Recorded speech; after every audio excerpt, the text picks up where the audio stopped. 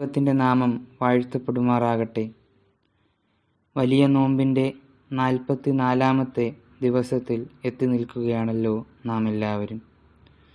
നമ്മുടെ ഇന്നത്തെ അല്പനേരത്തെ ആത്മീയ ധ്യാനത്തിനായിട്ട് തിരഞ്ഞെടുത്തിരിക്കുന്നതായ വേദഭാഗം വിശുദ്ധ മത്തായിയുടെ സുവിശേഷം 22-ാം അധ്യായം 15 മുതൽ 33 വരെയുള്ള വാക്യങ്ങളാണ്. മത്തായിയുടെ സുവിശേഷം 22-ാം അധ്യായം 15 മുതൽ 33 വരെ. 32-ാമത്തെ വാക്യം: ഞാൻ അബ്രഹാമിൻ്റെ ദൈവവും ഇസഹാക്കിൻ്റെ ദൈവവും യാക്കോബിൻ്റെ ദൈവവും ആകുന്നു എന്ന് അവൻ അരുളിച്ചെയ്യുന്നു. പ്രാർത്ഥിക്കാം.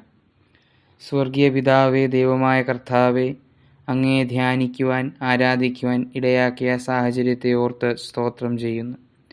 കർത്താവെ, നോമ്പിൻ്റെ കാലയളവിലൂടെ കടന്നു പോകുമ്പോൾ ഞങ്ങളിലേക്ക് തന്നെ തിരിഞ്ഞു നോക്കുവാൻ, ദൈവസന്നിധിയിൽ സമർപ്പിക്കുവാൻ ഇടയാക്കണമേ. ദൈവവചനം സംസാരിക്കുന്ന അടിയനെ ക്രൂശിൻ്റെ മറവിൽ നിർത്തണമേ. തിരുവചനം ശ്രവിക്കുന്ന വിശ്വാസ സമൂഹത്തിൻ്റെ മേൽ തിരുവചനത്തിൻ്റെ സാരാംശം വന്നു ചേരുവാൻ ഇടയാക്കണമേ. അനുഗ്രഹിക്കണമേ, ആശീർവദിക്കണമേ. സകലവും ജീവൻ വെച്ച യേശു ക്രിസ്തുവിൻ്റെ നാമത്തിൽ തന്നെ ആമേൻ.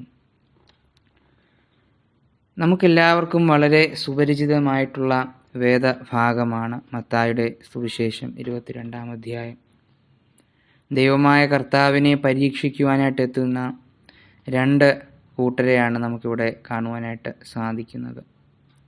ആദ്യം പരീശന്മാരാണ് ഇവിടെ കർത്താവിനെ പരീക്ഷിക്കുവാനായിട്ട് എത്തുന്നത്. കൈസർക്ക് കരം നൽകുന്നത് വിഹിതമോ എന്ന ചോദ്യം ഉന്നയിച്ചുകൊണ്ടാണ് കർത്താവിനെ അവർ സമീപിക്കുന്നത്.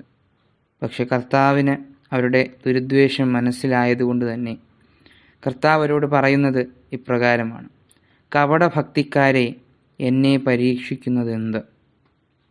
നോമ്പിൻ്റെ കാലയളവിൽ നാം ആയിരിക്കുകയാണല്ലോ.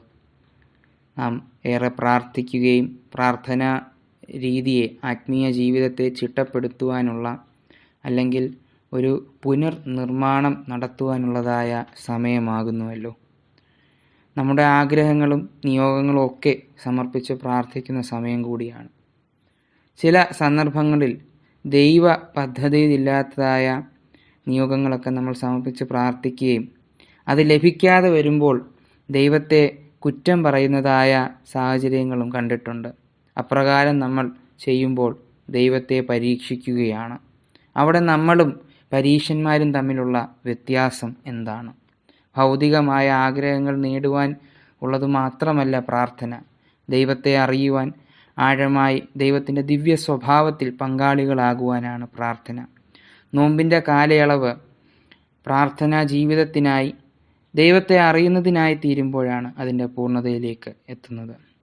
രണ്ടാമതായിട്ട്, കർത്താവ് ഇപ്രകാരം ദുരുദ്വേഷത്തിൽ പരീശന്മാർ ചോദിച്ച ഈ ചോദ്യത്തിന് മറുപടി നൽകുന്നത് വളരെ അവർണ്ണനീയമായിട്ടാണ്.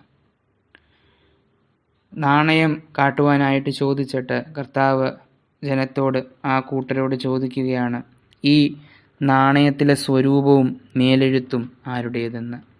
അതിന് കൈസറുടേതെന്ന് അവർ മറുപടി പറഞ്ഞു. കർത്താവ് പറഞ്ഞതായ ഇതിനുള്ള മറുപടി വളരെ പ്രശസ്തമാണ്, നമുക്കെല്ലാവർക്കും സുപരിചിതമായിട്ടുള്ളതാണ്. കൈസർക്കുള്ളത് കൈസർക്ക്, ദൈവത്തിനുള്ളത് ദൈവത്തിന്. ഇവിടെ കൈസർ ഭൗതികമായ അടങ്ങാത്ത അധികാര ഭ്രമത്തിൻ്റെ, ലൗകിക സുഖങ്ങളുടെ ഒക്കെ ഒരു പ്രതീകമാണ്. ദൈവസ്വരൂപത്തിൽ സൃഷ്ടിക്കപ്പെട്ടവരായ ദൈവമക്കളായ, ദൈവമക്കളെന്ന് മേലെഴുത്തുള്ള നാം, ദൈവജനമായ നാം ദൈവം വിളിക്കപ്പെട്ടവരാണ്. സ്വർഗരാജ്യത്തിന് വേണ്ടി, സ്വർഗരാജ്യത്തിലെത്തുവാനായി ജീവിതം നയിക്കേണ്ടവരാണ്.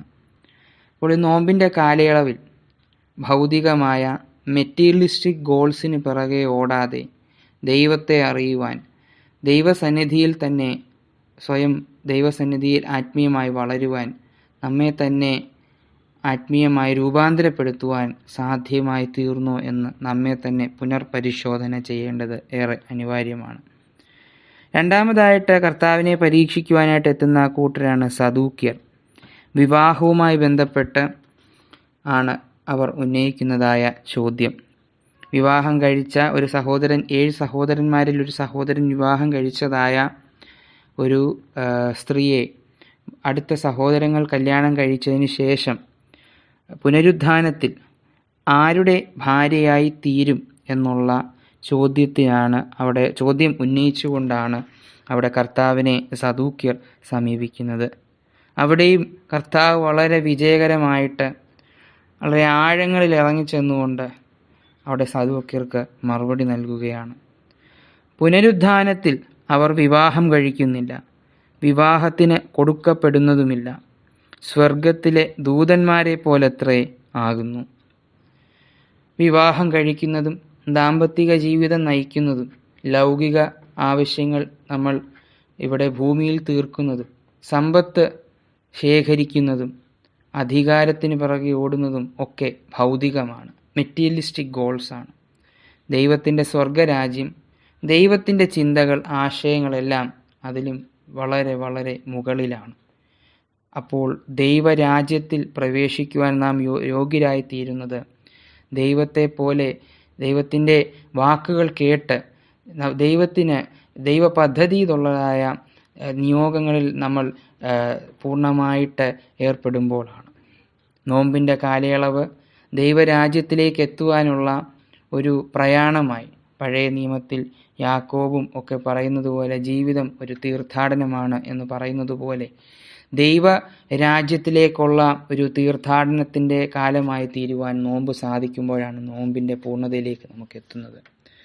നമുക്ക് കൃത്യമായ പ്രാർത്ഥനാ ചിട്ടകൾ വരുത്തുകയും സാധാരണ ദിനങ്ങളിൽ പ്രാർത്ഥിക്കുന്നതിലും അധികമായി പ്രാർത്ഥിക്കുകയും തിരുവചനത്തെ ആഴമായി ധ്യാനിക്കുകയും ഒക്കെ ചെയ്യുമ്പോഴാണ് നോമ്പിൻ്റെ പൂർണ്ണതയിലേക്ക് നമ്മൾ എത്തുന്നത്.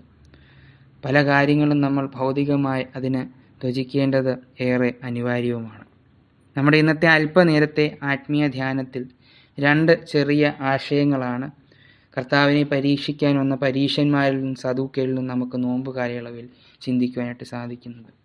ഒടുങ്ങാത്ത അധികാരത്തിൻ്റെയും ഭൗതികമായ സുഖങ്ങളെപ്പറ്റിയുമല്ല, മറിച്ച് ദൈവത്തിൻ്റെ നിത്യരാജ്യത്തിലേക്ക് എത്തുന്നത് നമ്മൾ ദൈവത്തെ അറിയുമ്പോൾ, ആത്മീയമായി നമ്മെ തന്നെ പുനർപരിശോധന ചെയ്യുമ്പോൾ, രൂപാന്തരപ്പെടുമ്പോൾ, പരിശുദ്ധാത്മാവിൻ്റെ നിറവിനായി ആഗ്രഹിക്കുമ്പോഴാണ്. അതിന് നോമ്പിൻ്റെ കാലയളവ് നമുക്കെല്ലാവർക്കും ഇടയായി തീരട്ടെ എന്ന് ആശംസിക്കുന്നു, പ്രാർത്ഥിക്കുന്നു. ദൈവം നമ്മെ എല്ലാവരെയും അനുഗ്രഹിക്കട്ടെ. ദൈവനാമം വാഴ്ത്തപ്പെടട്ടെ.